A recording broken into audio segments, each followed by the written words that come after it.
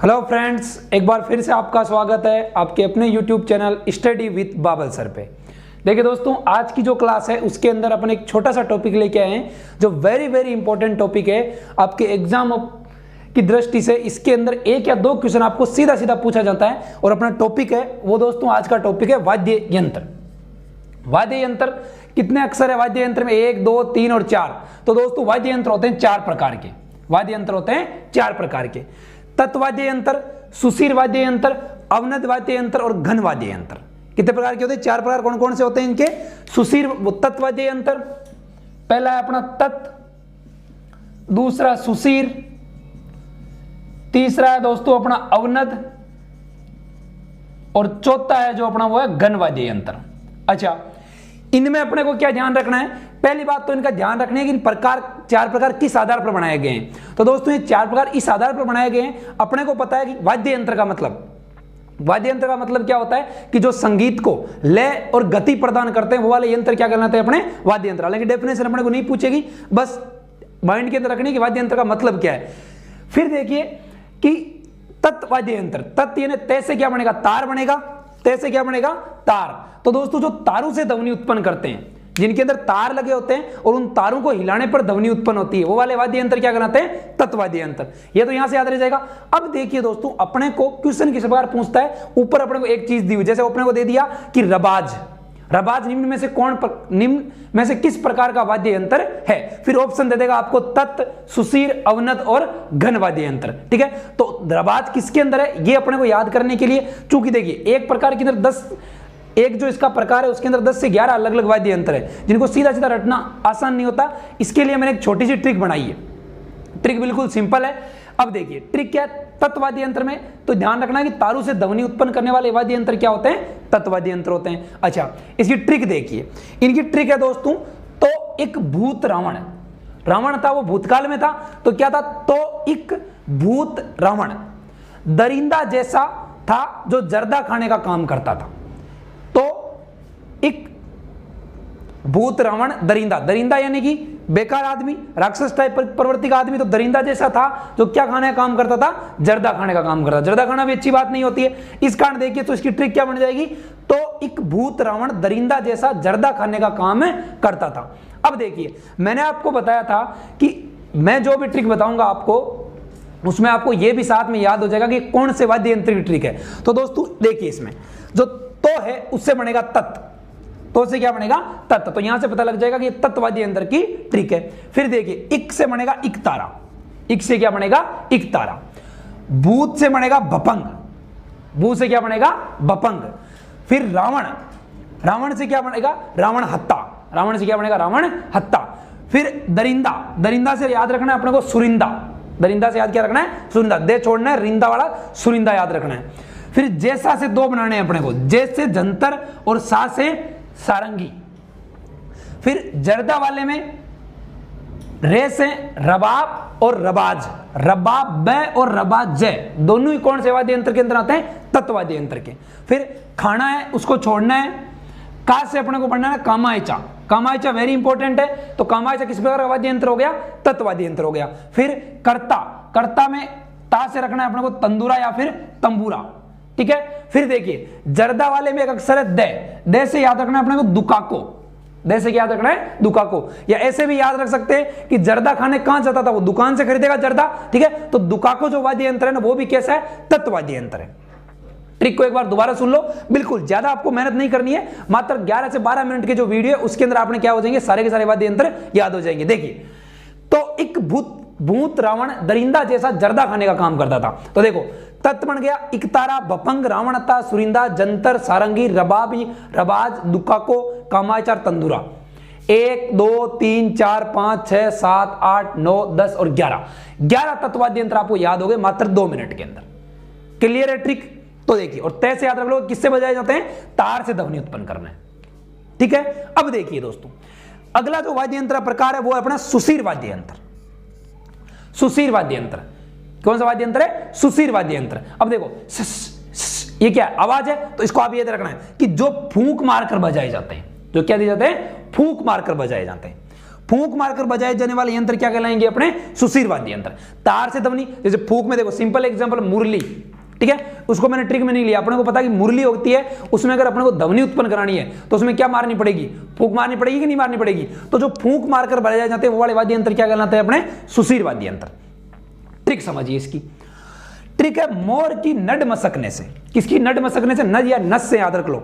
मोर की नस मसकने से सतारा, सेनाई और अलगोजा की पूंजी, पुंगी और तुरई दोनों बच जाती है। कोई कहता तारी पुंगी बच जाएगी, मारवाड़ी में कहते हैं ना कि तेरी पुंगी बच जाएगी। तेरी पुंगी बचने का मतलब है कि तेरा काम कल्याण हो जाएगा। तो क्या देखिए, मोर की नड मसकने से सतारा, सेनाई और अलगोजा की पुंगी व तुरही बचती है। कैसे याद रखना है? मोर से मोरचंग, मुरली मैंने लिया नहीं है, मैं से याद रख लेना मुरली। की से करना, ने से नड से नड, मसकने से मसक, से दो याद रखना है सिंगी और सुरनाई, सिंगी और सुरनाई। सतारा, सेनाई और अलगोजा, ये तीनों इनके नाम ये पूरे पूरे लिख दिए मैंने, सतारा, सेनाई और अलगोजा। फिर देखिए सेनाई को दूसरा नाम है नफीरी। तो अगर एग्जाम में आपको अगर कभी ऑप्शन में नफीरी मिल जाए तो कंफ्यूज नहीं होना है, ठीक है। आप सेनाई पढ़ के छोड़ देते हो और ऑप्शन देता है नफीरी और कंफ्यूज होता है सर नफीरी तो हमने पढ़ा ही नहीं था वाद्य यंत्र, तो नफीरी सेनाई को ही कहते हैं। फिर पुंगी, पुंगी का दूसरा नाम बीन।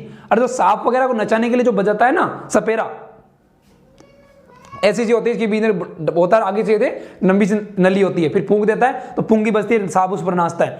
तो पुंगी या बीन, तुरई से तुरई याद रखना है, तुरई ऐसे लंबी सी होती है, शादी ब्याह में बजाते हैं जो, जिसमें फूंक देते हैं और इसमें की ध्वनि उत्पन्न होती है। फिर बे से दो याद रखना है, बांकिया और बांसुरी। बांसुरी सिंपल पता है आपको, तो बांसुरी और मुरली याद नहीं रखो तो भी ठीक है, ऐसे याद रह जाएंगे, ऑप्शन देख के भी याद रह जाएंगे कि फूंक मारकर बजाएंगे। पर यह जरूर याद रखना है कि फूंक मारकर जो बजाए जाते हैं वो वाले कैसे होते हैं? सुशीर। फूंक मारकर जो बजाए जाते हैं वो वाले कैसे होते हैं? सुशीर। ट्रिक एक बार दोबारा सुन लीजिए। मोर की नड मसकने से, देखो कितनी सिंपल है। मोर की नड मसकने से सतारा, सेनाई, अलगोजा। मोर की नड मसकने से सतारा, सेनाई, अलगोजा की पुंगी व तुरई बजती है। अब मोर चंग हो गया, नड हो गया, मसक हो गया, सतारा, सेनाई, अलगोजा, तीनों सीधे सीधे हो गए। सेनाई का उपनाम नफीरी हो गया, ठीक है। क्या बजती है? पुंगी बजती है, तो पुंगी हो गया, तुरई बजती है, तुरई हो गया, और बे से दो याद रखना बांकिया और बांसुरी। और एक एक्स्ट्रा मैंने नीचे लिखा देखो मुरली, क्या लिखा है? मुरली। और से सिंगी और सुरनाई। क्लियर है यहां तक ही? तो ये दो वाद्य यंत्र मेरे को पता है कि मात्र आपके 5 से 7 मिनट में दो वाद्य यंत्र क्लियर हो गए, ठीक है। अब देखिए अपन बाकी जो इन दोनों को आप नोट डाउन कर लीजिए ट्रिक को ऐसे कैसे। और दोस्तों ट्रिक आपको इस प्रकार से पढ़नी होती है। ट्रिक को किस प्रकार से पढ़ना था कि कभी भी आप जा रहे हो तुरंत याद हो यार वाद्य यंत्र 4 प्रकार ही बताए सर ने। अच्छा वाद्य यंत्र 4 अक्षर थे, 4 प्रकार, चलो ठीक है ये तो हो गया। कौन कौन से प्रकार थे? तो अच्छा तत्त, सुशीर, घन और अवनद, ये बताया। इतना तो याद रख ही सकते हो। अरे भाई स्टूडेंट अगर यहाँ अपने चैनल तक आए गए हो इतना तो याद रख ही सकते हो। फिर देखिए, फिर अच्छा तय वाले में सर ने क्या बनाई? अच्छा तो ऐसे याद देखिए, तो एक रावण था, भूतकाल में था, ठीक है, तो दरिंदा आदमी था, क्या खाने का काम करता था? जर्दा खाने का काम करता था, ठीक है। तो एक भूत रावण दरिंदा जैसा जर्दा खाने का काम करता था। ये हो गए 11 के 11 आपको ऐसे कैसे रट गए, ठीक है। तो ये है अपनी दोस्तों ट्रिक का कमाल। तो ट्रिक ऐसी बनाओ जो आपको ऐसे बिल्कुल सिंपल तरीके से याद हो जाए। अजीब सी ट्रिक बना लोगे पता नहीं चलेगा कहां से क्या आ गया, ठीक है। अब देखिए इस दूसरी ट्रिक में तो बहुत ही ईजी है, ठीक है ना। तो ये हो गई अपनी 2 ट्रिक। दोस्तों अगर अभी तक चैनल को सब्सक्राइब नहीं किया है तो ऐसी नई नई ट्रिक पाने के लिए चैनल को सब्सक्राइब कीजिए, ठीक है, ताकि अगले वाली ट्रिक भी आपको मिले। तो आप इन दोनों ट्रिक को नोट डाउन कीजिए, फिर बाकी 2 ट्रिक भी अपन देखते हैं। हाँ तो देखिए दोस्तों अपने 2 प्रकार हो गए तत् और सुशीर, ठीक है, उनकी ट्रिक अपन ने देख ली थी। अब देखिए अपना अगला जो प्रकार है वो है अवनद या ताल भी कहते हैं इसको, अवनद या ताल वाद्य यंत्र। पहली बात तो ये होते कौन से हैं? तो चमड़े से मढ़े हुए। चमड़े से मढ़े हुए सबसे सिंपल एग्जांपल बताऊं, अपने जो ढोल होता है, ठीक है, ढोल एक साइड चमड़े से मढ़ा हुआ होता है, उस पर आप किसकी मारते हो? लकड़ी की मारते हो, और फिर उससे क्या ध्वनि उत्पन्न होती है। तो अवनद या ताल वाद्य यंत्र कौन से होते हैं? जो चमड़े से क्या होते हैं? मढ़े हुए होते हैं। देखिए दोस्तों इसकी ट्रिक लगने में आपको लंबी लग सकती है, लेकिन मैंने इसमें सारे के सारे वाद्य यंत्र कवर करने की कोशिश की है ताकि इसमें कोई भी वाद्य यंत्र छूटे नहीं। तो एग्जाम में हो सकता है कि जो वाद्य यंत्र आपने छोड़ा वही आ गया, तो पता ही नहीं चलेगा कि कौन से 4 में से कौन सा वो प्रकार है। तो देखिए इसकी ट्रिक देखिए अवनद की, ढाक और डेरू मामा। इसमें 2 मामा के नाम याद रखने हैं। दोनों मामा के नाम क्या है? ढाक और डेरू मामा के ढोल, नगाड़ा, नौबत, तासा, चंग, खंजर, बाजे। ढाक व डेरू मामा के क्या क्या बजते हैं? ढोल बजते हैं, नगाड़े बजते हैं, नौबत बजती है, तासे बजते हैं, चंग बजते हैं और खंजर बजते हैं, ठीक है। देखिए ढाक से सीधा ढाक, तो ढाक जो वाद्य यंत्र है वो किसके अंदर होगा? अवनद के अंदर होगा। डेरू में खुद डेरू तो है ही, और डे से 2 और याद रखने हैं, डमरू और डफ। डमरू सिंपल सा होता है, अपने को पता है कि डमरू इस प्रकार का कुछ बना हुआ होता है, ऐसे ऐसे बना होता है, ये दोनों साइड क्या लगते हैं, चमड़े के ऐसे मडे हुए होते हैं। यहाँ क्या होती है, दो ऐसे छोटे छोटे क्या लगते हैं अपने उससे बंधे हुए होते हैं रस्सी से। जैसे अपन डमरू को हिलाते हैं तो ये यहाँ पर लगते हैं और फिर क्या उत्पन्न होती है, ध्वनि उत्पन्न होती है। तो क्या है, ढाक व डेरू मामा के ढोल नगाड़ा नौबत। तो मामा से क्या हो जाएगा, माँ से मांदल और एक माँ से हो जाएगा मृदंग। मृदंग का दूसरा नाम पखावज भी होता है, तो ये याद रख लेना। फिर कैसे हो जाएगा कुंडी, ढोल से ढोल के दो या ढोलक के दो। फिर ये नाम देखो मैंने इसलिए लिया कि नाम याद नहीं करने पड़े, नगाड़ा नौबत तासा चंग और खंजर।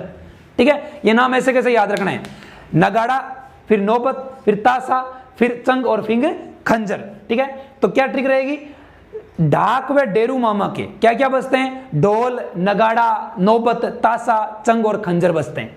ठीक है, तो ये होगी ट्रिक अपने किसकी, अवनद या तालवाद्य यंत्र की। फिर देखिए अगला घनवाद्य यंत्र। तो घन सबसे पहले तो पता होना चाहिए भाई घन का मतलब क्या है। तो घनवाद्य यंत्र कौन से होते हैं, जिसमें चोट या आघात से स्वर उत्पन्न करते हैं। ठीक है, और ये किसके बने होते हैं, धातु के। जैसे सिंपल एग्जांपल लूं मैं अपने, कि अपने मान लो थाली होती है, थाली के अगर पीछे आप मारोगे, ठीक है, अभी थोड़े दिनों पहले जब जनता कर्फ्यू लगा था तब मोदी जी ने कहा था कि थाली बजानी है। ठीक है, थाली से क्या उत्पन्न होगी, ध्वनि उत्पन्न होगी। हालांकि उसे कोरोना वोरोना मरने का कोई सिस्टम नहीं था। ठीक है, लेकिन थाली के आप मारोगे सीधा ही थाली पे तो ध्वनि उत्पन्न होगी। सेम ही जो उन वाद्य यंत्र को अपन क्या कहते हैं, घनवाद्य यंत्र। कौन से वाद्य यंत्र कहते हैं, घनवाद्य यंत्र। देखिए चोट या आघात से स्वर उत्पन्न करते हैं और धातु के बने होते हैं, वो वाले क्या कहते हैं, घनवाद्य यंत्र। ये ट्रिक क्या बनेगी अपन ये किसी को, कि थाली को मांझ, भाई थाली होती है, थाली में अपन क्या होते हैं, कुछ खाने वगैरह काम में लेते हैं, पर अपन कहते हैं थाली को मांझ। मांझने का मतलब होता है साफ करना। तो अपन कहते हैं थाली को मांझ झंडू खड़ा रमजोल चौक में घुंघरू घंटा लेके। ठीक है, कि थाली को मां झंडू खड़ा क्यों है, कहां, रमजोल चौक में, क्या लेके, घुंघरू घंटा लेके। देखिए क्या क्या बनेगा, देखो फनी सी ट्रिक है लेकिन अपना काम हो जाएगा इसके अंदर। देखिए थाली से सीधा सीधा थाली बन जाएगा, मां से मैं से बनाना है मंजीरा और जय से बनाना है झांझ। ठीक है, फिर झंडू से बनाना है झालर। ठीक है, फिर खड़ा से बनाना है खड़ताल। ठीक है, फिर रम से बनाना है रमजोल, सीधा सीधा रमजोल ही। ठीक है, चौक से बनाना है चिमटा और कैसे बनाना है करताल, घुंघरू और घंटा से घंटाई। ठीक है, घंटा में दूसरा नाम घड़ियाल भी दे सकता है आपको। तो क्या ट्रिक हो जाएगी कि थाली मां झंडू खड़ा रमजोल चौक में घुंघरू घंटा लेके, थाली मां झंडू खड़ा रमजोल चौक में क्या लेके, घुंघरू घंटा लेके। ठीक है दोस्तों, तो ये बिल्कुल सिंपल से 4 वाद्य यंत्र है। अब मैं चारों की ट्रिक आपको साथ में लिखता हूं। ठीक है, केवल ट्रिक लिखता हूं और फिर ये तो भी मैंने समझाने के हिसाब समझा दिया। अब चारों की ट्रिक लिखता हूं, आप इसको नोट डाउन कर ले एक बार। चारों की ट्रिक लिखकर एक बार मैं आपको ब्रीफ में रिवीजन कर देता हूं और फिर अपन क्लास ओवर कर लेते हैं। ठीक है, तो इसको यहां तक नोट डाउन कीजिए आप।